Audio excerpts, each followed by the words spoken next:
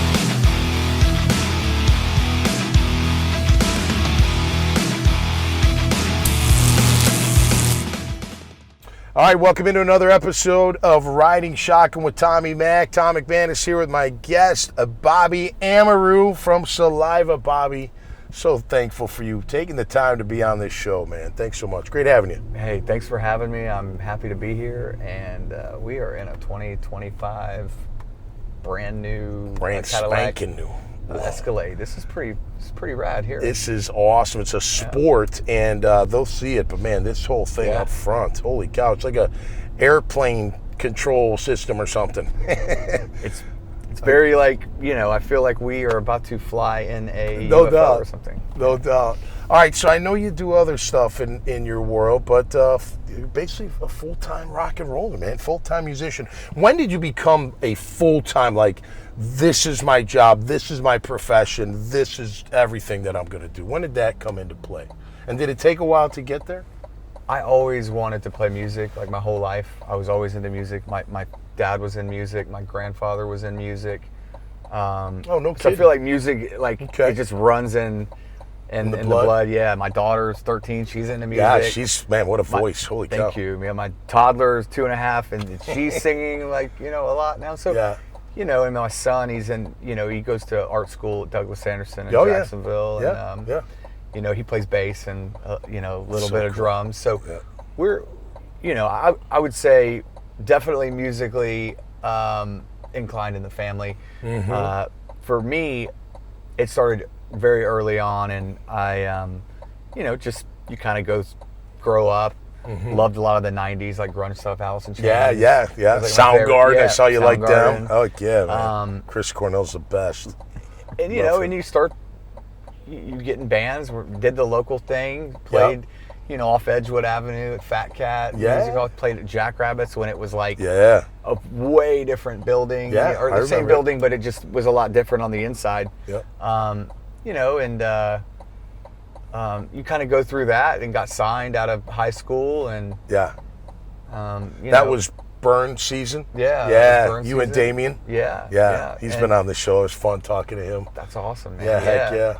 So, did that, and then, I did a bunch of things, with music through all that. But I haven't had a day job since the St. John's Movie Theater, which was no kidding. Good for you. 2001. Yeah.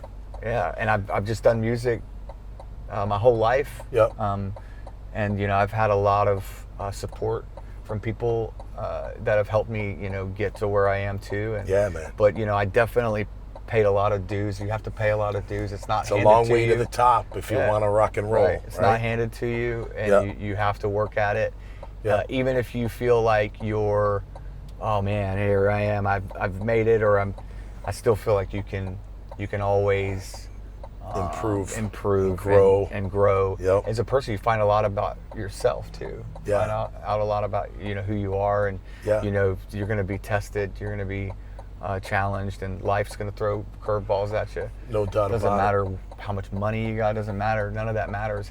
I think being a good human, being a good person is important. And I think that's where I'm where I am, is by doing the right thing and being there for people and but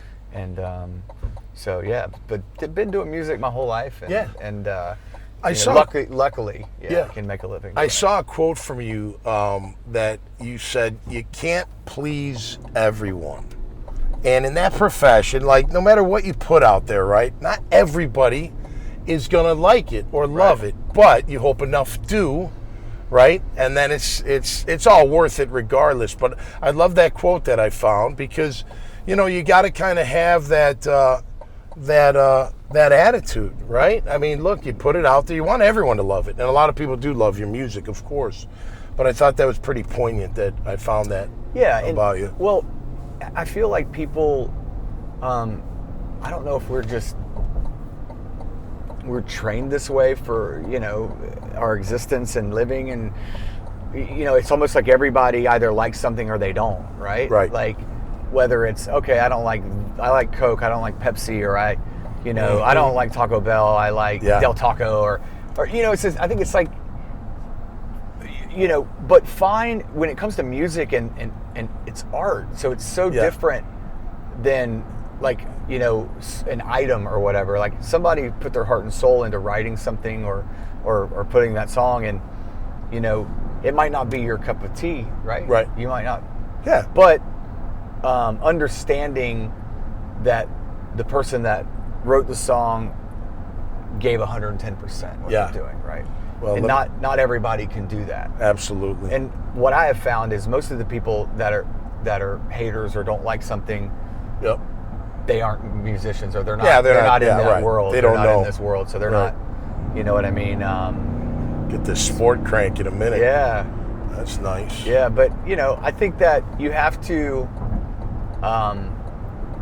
You're never going to please everybody. You got to thick skin, right? I mean, you got to have. Yeah, and you just got to find happiness within yourself. The things that make me happy are, my wife, my kids. Absolutely. My family is super important, and I know that there's a lot more outside of music, than just that. So I don't typically let the haters bother me, or they're not haters, but it's whatever. Some are, I'm sure some are, but we don't care about those people. They normally don't have a life. Right. You got to get a life before but we. But when you're in music or you're in sports, you're just going to have them. You're going to have haters no matter what. I mean, it's just.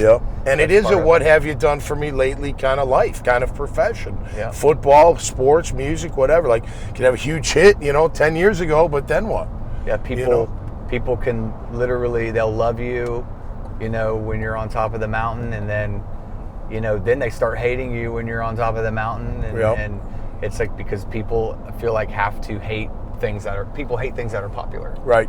Yeah. All right, take us back to, I think it was 2012 when you joined, or 2013, you joined Saliva? 2011, yeah. 2011, I'm sorry, okay. Like around this time, November, November was 13 years. Holy cow. Yeah. Okay. All right, so I read where the lead singer opted to go to Christian rock or something like that. So did you audition? Like, how did that whole opportunity come to fruition for you? No, so he had quit the band in 2011. Okay. And he wanted to, just do, family and focus on that and focus on like health and stuff. And I don't know who said that somehow it leaked that he was doing Christian music. Okay, or whatever. That's not accurate. But okay. no, he was actually just getting out of music. Okay. And wanted to focus on his family and focus on that stuff, and which can't blame him. I mean, the rock and roll lifestyle can be very, very, very tough and take a toll on you. Yeah. And some people they live it up a little too much, and then you realize you miss things, you miss important things that the people that are going to be there for you. Yep. When you don't have music, are your family. Yep. Who can you count on? So. But yeah, I came in and just we had mutual friends, and a guy, and that's a local guy in Jacksonville, was a lighting director for a lot of big bands. Okay. Cool. Like he did like Limp Bizkit and Godsmack, a bunch of bands, and heck yeah. He had recommended me to them, and they had already heard some of my stuff that I'd worked on, and they, the drummer Paul had sent me a text saying, hey, it's Paul with Saliva, wondering if you'd like to work with us. And that's kind of where it started. So there cool. was no real audition. Okay. Then they came to Jacksonville, and we worked on like three or four songs. Okay, cool. In a studio here, and that was it. Yeah, that was the end of 2011, and then we did our first tour in February 2012. So I think that's where the 2012 kind of started. All right, so how do you balance it though, Bob? How do you balance your family life? You have kids, you have a wife, you got to go on the road, right, to promote the latest album. Like how do you do it all? Yeah. I know your wife's part of. She's a manager of sorts with merchandise or something. She's part of the business a little bit, she definitely, she does more for me than it's a family anybody. business. Yeah, pretty much. But I would say that those early years that I got in, those were a lot of the years where you really just had to go and tour. We toured a lot, and so you do miss things. You try to get there for the important things that you can, and right. There's definitely, I tried to make every soccer game possible. But sure. A lot of times those are on Saturdays, and you have show on Friday in Texas, you miss those things, and those are the things that I can't ever get back. That I do think about sometimes. But my kids, I love my kids more than anything. They know that. Yeah, we have such a great relationship, and I don't think it's about what you missed. It's about what you do with the time when you're there. Absolutely. And I've done everything imaginable to be there for them. Cool. when we're a tight family. So when when I'm home, and we were just at Disney the other night. For the Mickey's Christmas and all that stuff. Yeah, and cool. We're always doing little trips. We took them on the tour bus to Nashville 2 weekends ago. Oh, cool. And had some fun. But I think that, I would say the one thing that it's tough is you can get lumped into that lifestyle, and it's not for everybody. Right. Best thing for me was I got sober in 2018. So over 6 years now. Okay, congratulations. Yeah, that's a huge accomplishment for me, I felt. So let me ask you this. Performing when buzzed or intoxicated compared to not, at least in the beginning, was that challenging? Was it, I never tried to be intoxicated not when intoxicated, I performed, but like I had a good buzz, like a few drinks before, an hour before. And then I had a problem typically with like after the show, after the show. Right. And drinking and stuff. And I think I liked that a little too much. I think when you start to like it a little much, it's like, okay, you don't realize you have a problem, you just don't realize it until, your tour manager's like, hey, you remember calling me, you did this last night or whatever, and you're like, oh my God, no, I don't. Right. So, that's a problem. Yeah. You don't want that. Yeah, and I don't want that rap, and I don't want that reputation, and You know, so I felt like for me, it was important, you know, in order to move forward with my you know, family and my wife and stuff too, and sure, to, you know, absolutely. You know, well, the reason because you brought that up. So I'm in a small cover band, right? I'm a lead singer in this cover band called the Dad Bods. We just do rock and roll covers and whatnot. And I feel like I don't need to be. I'm not intoxicated, but I feel like I need a little bit of a buzz in the beginning. But once I get going, I don't feel like that. You know what I mean? I don't know if it's nerves or is it a crutch? Is it, you know? What I will say is that you end up. It's all up here, so you depend on it. Right. So you depend on it.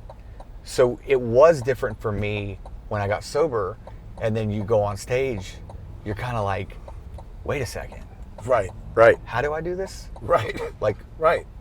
Muscle memory, like you start thinking, and it took me a few shows. I mean, there were like those first few shows were different because you're like finding yourself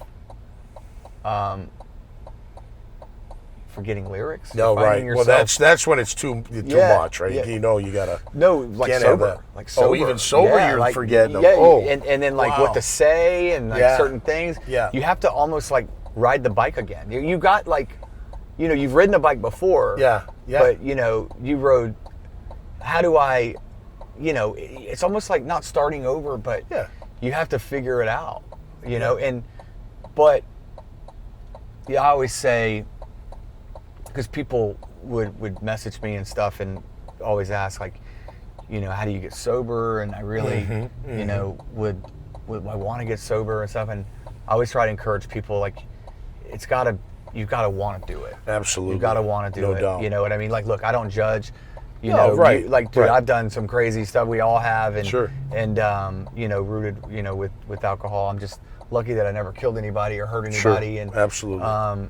You know, but I think that you have to want to do it first, but it will change your life when you are able to get past, you know, I would say the first 6 months. You know? Sure. You're a great front man. I read where you are really good with the crowd.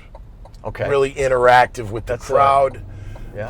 That's a good. That's a gift. I love that. That's a gift, right? Yeah. How do you get to that point? Is it just a natural thing for you, or is it something that takes time? You can't be afraid. The stage is like my safe place. You know what I mean? Okay. I feel like I'm more introverted, like off stage and quiet. And it was funny because when I first saw him, like, man, he looks kind of quiet for a guy that sings the way he sings. But that's interesting you say that. Yeah. So very cool. But I've always been into like frontmen, like Steven Tyler, or like you know, people who are just very like energetic. You know, even like watching like David Lee Roth and stuff back in the day. Yeah, and sure. I just feel like when somebody goes to a concert, you're entertaining them. They're paying their money, you know, to see you. What kind of impression can you make? Yeah. You know, and I've always just been. I can't just stand there, and I don't like to watch people just stand there and sing. And it's not about really just going berserk in your body. It's like just being able to give them a show vocally and like with your voice, and able to, you know,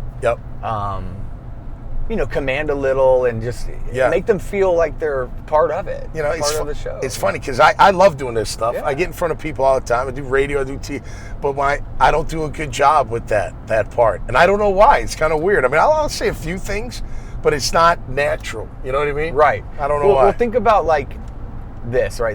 When the crowd is just into it and you're just on another level. Your adrenaline's pumping more. You know, think of, you know, take me back to when you were, you know, with the Jags, right? Yeah. All right. And you're in the playoffs or whatever.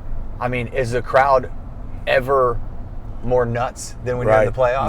No. You know? It's awesome. So it's going to help you play better and going to help you at least give it all you got, right? Right. You know? But you get caught up in the moment too, I feel like, sometimes. Sometimes you forget to take a moment and realize, man, this is, I'm enjoying this. This so is fun. Cool. And this is, this is a so express blessing. that to the crowd is what you're saying, right? Like maybe express that a little bit. Yeah, and just and be grateful because you know you're not. For me, I feel like being able to play music and go play shows and stuff for people is it's you have to embrace those moments, man. You know, we have a short life. You know it. You know it, Bobby. You know it. I think you know, be grateful. You know, I've always been grateful for where I am and you know how I got here. And I didn't come from anything, man. I came from nothing really. You know, but I had you know supportive parents who supported me in music. It's great. You know, which I'm grateful for that. Heck yeah. Because had they been like, no, you're gonna go be a mechanic or you're gonna go do this. Right. Nothing against. You know, no, right. But that's a dream. Chasing a dream is different than going and working on a profession. It's totally different. Yeah. I get that 100%. Well, speaking of playing with the Jags, I wish I could have listened to Time Bomb before taking the field. Man, that's a badass tune you guys put out there. I listened to it a bunch, and I told you that. And I was blown away. I really, when it was done, I wanted to go knock somebody down, you know, dude, on the football field. But that really, is the kind of song that we wanted to make. That's great. And you know, I don't think you wake up and go, I want to write a song for, you know, wrestling or football. Yeah, sure. But you know, I was like, you want to write a song that's going to be high energy, kick you in the teeth, like. But with this one in particular, I wanted to zone in on. All right, you know, we're at the line. On the 1 yard line. We're gonna get over. We want to get over. You know, and this is you know for the Super Bowl win, right? Yeah, heck yeah. That's the kind of 3, song. 2, 1. That's it. Go. That's the kind of song that can do that. And be very special for your band and for your brand when it hits. And it's doing so well right now. The response has been great. We have a killer you know, label management radio team that are working it, so we're stoked. You guys, but it comes down to the fans. The fans, man, they're the ones that make it happen. Well, and you were saying off air, it's a little old school, right? It's a little old school Saliva, and you can feel it. Yeah, you can feel that. Throwback to that new, like early 2000s new metal vibes too. Really, absolutely. That's it. I mean, it's kind of throwback. I feel like a lot of that stuff is, to me, never went away. But you know, times do change, and I think that a lot of the new metal stuff has made a resurgence. I took my son and 2 of his friends to Korn a few months ago in Tampa, dude. It was sold out, like 20,000 people. No kidding. Wow. We took him to Limp Bizkit, and like Fred's like, so how many people is the first time seeing Limp Bizkit live? And it's like everybody. And they're all like 17, 18-year-old, like, you know, like jumping and going crazy. And you're like, man, that's what it's all about. Well, I will say, I listened to a lot of Limp Bizkit before kickoff. That's for sure. They were fun. Yeah, they were a fun band. I still listen to Limp Bizkit. Oh, me too, man. Me too. All the bands you've mentioned, I listen to. I love them all. All right, so I listened to Revelation as well today, and I know that Time Bomb's part of what, like a release or an encore of Revelation. Is that the way to explain it? So we're a re-rollout type thing. We're re-releasing Revelation, the record, right, in its entirety on vinyl and everything, and but it's going to be Revelation Retold. Okay, cool. So we're going to have 3 new songs on it, unheard. Time Bomb's one of them. So. Okay, cool. And then 2 others that nobody's unreleased. Okay. And then we're going to we have 2 songs that existed on the record that we have with guest singers on. All a mystery right now. But you know, this was kind of new for us to do features and on it, and I'm glad we did, man. It's just fun. It keeps it interesting, and you're able to, you know, hit different audiences and stuff, fans of those artists as well. It's just really cool.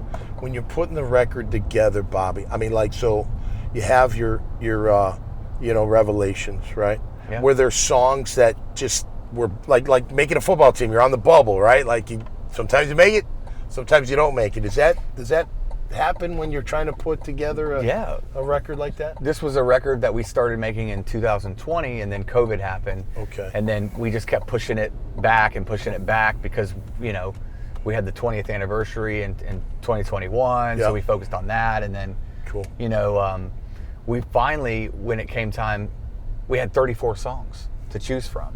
So 34 songs, we chose 12 for the record, and it's like a wedding cut list. Yeah, you know, like you got the cut. You got to sit around the table like, we keep it up. Nah, count them. Yeah, manager was like, we should put out a triple record, right? You know? Right. But you know, so we ended up like doing. We had 34 songs. We picked 12. Okay. And then my guitar player, Wayne, longtime guitar player, he passed away. God bless him. And so, you know, we had the release date, we had everything. So that was just super unfortunate, man. I'm still not over that. You know, it's tough to you know, definitely. He was such a cool guy. It was a sudden death. Dude, he would have loved doing this. Would he? Yeah, and love talking to you because he was like big Kenny Stabler, like Raiders, like big Raider guy. The old Raiders. Hell yeah. So he was a Raider all the way, and grew up in that stuff. He was actually born in '63, so he don't like people to know that, but he was so he grew up in the time with, you know, Madden, you know. Heck yeah. But God bless him, man. Well, he's watching them all up in heaven, the ones that are up there. I don't know how many Raiders actually made it. It's probably back in the day. Probably a lot of dammits going on this year with the Raiders, right? Exactly. You know? Exactly. But I would say that football. I love football. I know you're a big Jag fan. Big Jag fan. That's cool. Always been season ticket holder for a long time until you know recently, to where I just started getting so upset. Yeah, it's a tough year. And not being able to be at all of the games all the time either. You know, you want to support and stuff, and sometimes it's difficult, right? You know, and then I can't. But yeah, I would say been around. I went to the first game in '95. Okay, you have been around. Part of the OG. Yeah, absolutely. Went to the very first game. I always feel like you know, music, business, sports, life, they're all you go through the same things. You know what I mean? Yeah. Wins, losses, preparing. Yeah. You know, things not working out, things working out. You know what I mean? I just feel like there's a lot of similarities and parallels. Yeah. Well, you're going to be tested, and can you overcome the hurdles? I mean, can you overcome the you know, the downfalls and stuff? And I think that goes back to, you know, just, hey, there are opportunities. Embrace them. As long as you gave it your all and you gave it 110%, man, people are going to remember you for that. You know, absolutely. They're going to, you know, I feel like, you know, make an impact with your heart, with your personality. You know what I mean? Like, start with a heart, and good things will happen. That's for sure. Yeah. All right. So what's 2025 looking like, Bobby, for you guys? You're gonna do this re-release? Are you going on tour? Do you go on tour right away? How does that? We have a tour lined up with the band Hinder. Okay. Cool. Which starts February 15th and ends March 17th. Okay. We got some summer stuff we're doing, some festivals and things, and then we got a fall tour we're working on right now, late summer fall tour. Okay. Cool. That nobody knows about. A lot of preparing, a lot of prep. Yeah. I mean, far ahead, right? Trying to get ahead of it, you know, because everybody's touring, everybody's playing shows. It's a lot going on, so you almost have to get, you know, a head start. And right. But yeah, we'll be doing a lot of things. We're going to release Revelation Retold, which comes out in February, and then we'll be touring a lot in 25. So. All right, what's your favorite venue? Do you have one? Favorite venue in America? Let's go America first, yeah. Favorite venue in America. Oh man, that's a tough one. Man. If you got a couple, it's fine. Yeah, you know, we've played some really cool places, man. I would say I really liked House of Blues New Orleans is really cool. Oh yeah, House of Blues is really cool. Heck yeah. Machine Shop Flint, Michigan is really cool. Give some props to them, man. They've done a lot of. Kevin's done a lot of really cool things there. Mm-hmm. I know I saw you worked with Danny Wimmer a little bit. I've met Danny a couple times. Oh yeah, now the festival stuff is out of this world, man. I feel like I love the festivals. I love the smaller venues. I love playing anywhere, right? And I feel like, playing the smaller rooms, when you get to play the festivals, is like the cherry on top. Yeah. It's like, man, that's. But I'm humbled, and I love to be in the smaller rooms too, and being around the crowds that are right there. Yeah. How about international? Anything overseas that comes to mind, and you're like, man, I can't wait to go back? There's some really cool venues in like Germany and stuff. A lot of those old like bunker that have old bunkers turned into venues. Yeah, sure. Australia had some really cool ones. We played this place called Crowbar in Perth. Okay. That was pretty awesome. And actually, Crowbar was Brisbane. Okay. And it was this underground, like, almost like this massive industrial, like, cellar type thing. Cool. Those kind of venues, man, that are really like. Now, it's got to be so cool when your music travels. Very much. Like, come on. Like, that's got to be pretty badass. Very much, man. You end up, I'm just grateful for the opportunity. You're a humble guy. I love it. It's the best way to be, man. You got it. It is. It's the best way to be. Like you said, anything can happen in this life, and you got to overcome some things, and you could be on the highest of all highs, and then something happens, right? You have someone gets sick, or band member passes away suddenly. I mean, those are hard things to get through. All right, one last thing before we let you go, Bobby. For young musicians or singers that are, trying to put it together or thinking maybe they have the dream, what kind of advice would you give them, maybe, or writers, anybody like that? Surround yourself with people that are driven like you. Find people that like-minded, same goal, focus. Yeah, because most of the bands that are successful, all those guys are like, you might not always agree on the same stuff, but you at least were on the same page when you got there. Right? What got you there. And I think that's important, and you might have to go through some changes, some member changes, some friend changes to find that. Right. But I think just be humble, be honest, and stay true to what you want to do. Yeah. Stay and true keep to what working. You want to do. Yeah, keep working. Yeah, work on that craft. Yeah, right. That's it. I feel like not anybody can be a singer, but you could find your range out there. It doesn't always have to be the high pitch. You find a little low range, you can still sing around the house and sing in front of your friends and have a good time. Yeah, as long as it's believable and honest, people will. Yeah, that's right. Bobby, appreciate it, man. Appreciate you, man. Thanks All right, for having absolutely. Jags got 3 games left. What are we thinking? We getting victories, or are we gonna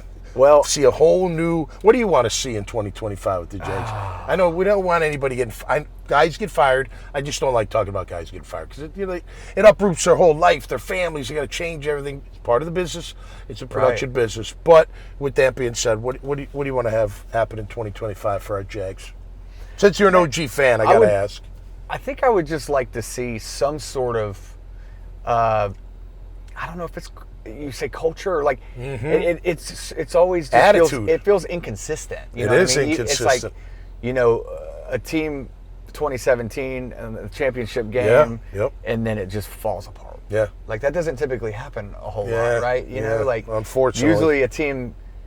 Look at the teams in the championship games the last 5 years, 6 years since then. They've been in the playoffs every year. Right. So I always feel like, all right, this is going to be our year. Yeah. It's going to be our year. And, it's like let down. But that's part of the game, and that's part of it. And it could be worse. It could be Cowboys fans, right? That's right. But I did have high expectations, so I think that's part of the issue. Yeah, but I think that, it doesn't fall on one guy.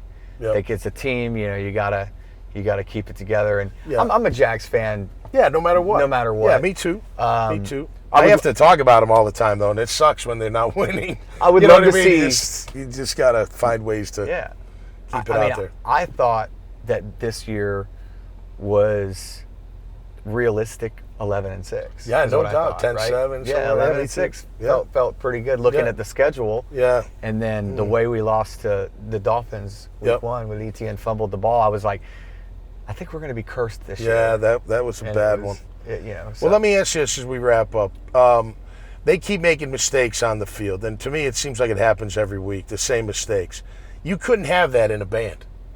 You couldn't have your bass player making mistakes. You couldn't have, you just couldn't. No. Like after a while, you could be like, this isn't working. Like this can't happen, right? Right, the timing, the drop-ins, all that stuff, right? A lot more personnel on football squad and stuff too. So it's easier to make mistakes, I would say, on a field. Now you can make mistakes in music because we make them all the time, and most people don't even know you made right, them. Right. So we hear them, but when you have those Fox cameras on you, dialed in, they catch everything. So somehow the refs always still miss certain calls. I know. Well, who knows what? But how was that like in like the '90s or whatever? Like it was much different, right? Very much different. I mean, I remember when there was an instant like you didn't go back, and look at some of the plays, and you're like, that's just it. The call is the call. The call is the call, and you got to live tuck with rule it. and like right, those kind of things. Right, absolutely, good call. But those